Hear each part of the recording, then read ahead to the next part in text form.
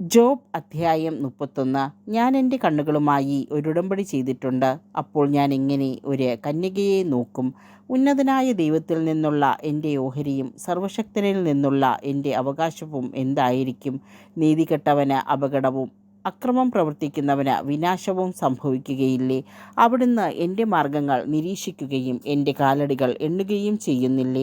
ഞാൻ കപടതയോടുകൂടെ സഞ്ചരിക്കുകയും എൻ്റെ പാദങ്ങൾ വഞ്ചന പ്രവർത്തിക്കാൻ വെമ്പൽ കൊള്ളുകയും ചെയ്തിട്ടുണ്ടെങ്കിൽ, ദൈവമെൻ്റെ നിഷ്കളങ്കത അറിയേണ്ടതിന് എന്നെ കപടമില്ലാത്ത ത്രാസിൽ തൂക്കി നോക്കട്ടെ. ഞാൻ വഴിതെറ്റിപ്പോയിട്ടുണ്ടെങ്കിൽ, കാണുന്നതിലെല്ലാം ഞാൻ അഭിലാഷം പൂണ്ടിട്ടുണ്ടെങ്കിൽ, എൻ്റെ കരങ്ങൾ കളങ്കിതമാണെങ്കിൽ, ഞാൻ വിതച്ചത് അന്യൻ അനുഭവിക്കട്ടെ. എൻ്റെ വിള വേരോടെ നശിക്കട്ടെ. എൻ്റെ ഹൃദയം സ്ത്രീയാൽ വശീകൃതമായിട്ടുണ്ടെങ്കിൽ, ഞാൻ കൂട്ടുകാരൻ്റെ വാതിൽക്കൽ പതിയിരുന്നിട്ടുണ്ടെങ്കിൽ, എൻ്റെ ഭാര്യ അന്യനു വേണ്ടി ധാന്യം പൊടിക്കട്ടെ, അന്യർ അവളുമായി ശയിക്കട്ടെ. എന്തെന്നാൽ അത് ഹീനമായ കുറ്റമായിരിക്കും. ന്യായാധിപന്മാർ ശിക്ഷ വിധിക്കേണ്ട അകൃത്യം നരകത്തിലേതുപോലെ ദഹിപ്പിക്കുന്ന അഗ്നിയായിരിക്കും അത്. എൻ്റെ സമ്പത്ത് അത് നിർമൂലമാക്കും. പരാതിയുമായി എന്നെ സമീപിച്ച ദാസൻ്റെയോ ദാസിയുടെയോ അഭ്യർത്ഥന ഞാൻ നിരാകരിച്ചിട്ടുണ്ടെങ്കിൽ, ദൈവം എഴുന്നേൽക്കുമ്പോൾ ഞാൻ എന്തു ചെയ്യും? അവിടുന്ന് അന്വേഷണം നടത്തുമ്പോൾ ഞാൻ എന്ത് മറുപടി പറയും? അമ്മയുടെ ഉദരത്തിൽ എന്നെ ഉരുവാക്കിയവൻ തന്നെയല്ലേ അവനെയും സൃഷ്ടിച്ചത്? അമ്മയുടെ ഉദരത്തിൽ ഞങ്ങൾക്ക് രണ്ടുപേർക്കും രൂപം നൽകിയത് ഒരുവൻ തന്നെയല്ലേ? പാവങ്ങൾ ആഗ്രഹിച്ചതെന്തെങ്കിലും ഞാൻ മുടക്കിയിട്ടുണ്ടെങ്കിൽ, വിധവയുടെ കണ്ണുകൾ അന്ധമാക്കിയിട്ടുണ്ടെങ്കിൽ, എൻ്റെ ആഹാരം ഞാൻ തനിയെ ഭക്ഷിക്കുകയും അനാഥർക്ക് അതിൻ്റെ ഓഹരി ലഭിക്കാതിരിക്കുകയും ചെയ്തിട്ടുണ്ടെങ്കിൽ, യൗവനം മുതൽ അവനെ ഞാൻ പിതാവിനെ പോലെ പോറ്റുകയും ജനിച്ചപ്പോൾ മുതൽ നയിക്കുകയും ചെയ്തു. വസ്ത്രമില്ലാതെയോ പുതപ്പില്ലാതെയോ ആരെങ്കിലും നശിക്കുന്നത് ഞാൻ കണ്ടിട്ടുണ്ടെങ്കിൽ, അവൻ്റെ അനുഗ്രഹം എനിക്ക് ലഭിച്ചില്ലെങ്കിൽ, എൻ്റെ ആടുകളുടെ രോമം അവന് ചൂട് പകർന്നില്ലെങ്കിൽ, വാതിൽക്കൽ സഹായിക്കാൻ ആളുണ്ടെന്ന് കണ്ടിട്ട് അനാഥർക്കെതിരെ ഞാൻ കൈ ഉയർത്തിയിട്ടുണ്ടെങ്കിൽ, എൻ്റെ തോളിൽ നിന്ന് തോൾപ്പലക വിട്ടുപോകട്ടെ, എൻ്റെ കരം അതിൻ്റെ കുഴിയിൽ നിന്ന് വേർപെട്ടു പോകട്ടെ. ദൈവത്തിൽ നിന്നുള്ള വിനാശത്തെക്കുറിച്ച് ഞാൻ ഭീതിയിൽ മുഴുകിയിരുന്നു. അവിടുത്തെ പ്രഭാവത്തിന് അഭിമുഖീഭവിക്കാൻ എനിക്ക് കഴിഞ്ഞില്ല.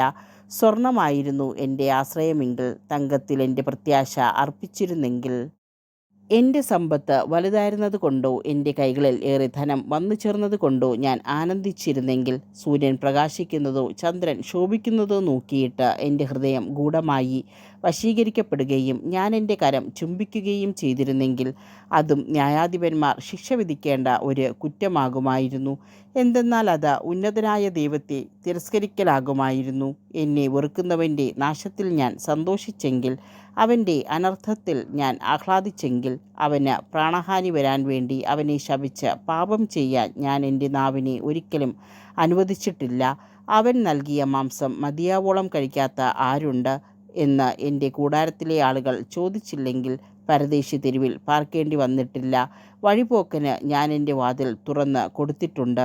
എൻ്റെ അകൃത്യങ്ങളെ ഹൃദയത്തിലൊളിച്ച് എൻ്റെ അതിക്രമങ്ങളെ മനുഷ്യരുടെ മുൻപിൽ നിന്ന് ഞാൻ മറച്ചുവെച്ചെങ്കിൽ, ആൾക്കൂട്ടത്തെ ഭയപ്പെടുകയും മറ്റ് കുടുംബങ്ങളുടെ ദേഷ്യത്തിൽ ഭീതി തോന്നുകയും ചെയ്ത് ഞാൻ മൗനം അവലംബിക്കുകയും വാതിലിന് വെളിയിൽ ഇറങ്ങാതിരിക്കുകയും ചെയ്തെങ്കിൽ, എന്നെ ശ്രവിക്കാൻ ആരെങ്കിലും ഉണ്ടായിരുന്നെങ്കിൽ, ഇതാ എൻ്റെ കയ്യൊപ്പ്. സർവശക്തൻ എനിക്കുത്തരം നൽകട്ടെ. എൻ്റെ ശത്രു എനിക്കെതിരെ എഴുതിയ കുറ്റാരോപണം കിട്ടിയിരുന്നെങ്കിൽ, ഞാനതെൻ്റെ തോളിൽ വഹിക്കുമായിരുന്നു. കിരീടം പോലെ ഞാനതിനെ എന്നോട് ചേർക്കുമായിരുന്നു. എൻ്റെ പ്രവൃത്തികളുടെ കണക്ക് ഞാൻ അവിടുത്തെ ബോധിപ്പിക്കുമായിരുന്നു. രാജകുമാരനെ പോലെ ഞാൻ അവിടുത്തെ സമീപിക്കുമായിരുന്നു. എൻ്റെ വയലുകൾ എനിക്കെതിരായി നിലവിളിച്ചിട്ടുണ്ടെങ്കിൽ, അതിലെ ഉഴവുചാലുകൾ ഒന്നായി കരഞ്ഞിട്ടുണ്ടെങ്കിൽ, അതിലെ ഉൽപ്പന്നങ്ങൾ വില കൊടുക്കാതെ ഞാൻ വാങ്ങി ഭക്ഷിച്ചിട്ടുണ്ടെങ്കിൽ, അതിൻ്റെ ഉടമസ്ഥന്മാരുടെ മരണത്തിന് ഞാൻ കാരണമായിട്ടുണ്ടെങ്കിൽ, ഗോതമ്പിന് പകരം മുള്ളുകളും ബാർലിക്ക് പകരം കളകളും വളരട്ടെ. ജോബിൻ്റെ വാക്കുകളുടെ സമാപ്തി.